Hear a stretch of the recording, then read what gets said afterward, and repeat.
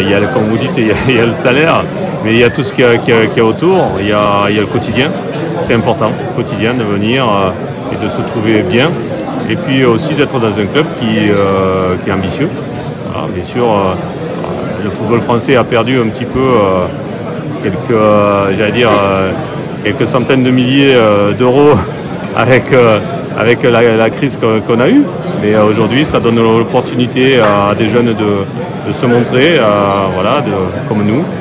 C'est ce que je viens de dire. Et on repart sur autre chose, sur quelque chose de neuf et d'intéressant. Donc un dernier mot peut-être sur le public, qui viennent fidèles, mais il faut qu'il soit sage aussi.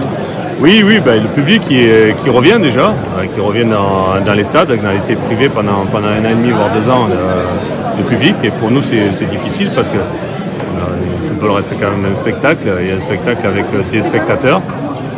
Donc déjà, on a retrouvé le public.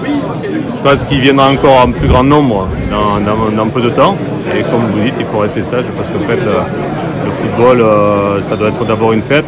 On le sait, et il y a parfois des débordements, mais vous savez, en règle générale, les 95% des personnes sont des vrais supporters et des gens raisonnables. Il y a toujours une petite poignée de personnes qui créent la zizanie, et celles-là, elles n'ont rien à faire dans un stade. Est-ce que vous pensez, comme le président Nicolas l'a dit lors d'une tribune justement dans le JDD, qu'il faut être plus sévère, que l'État doit être plus sévère avec ses supporters?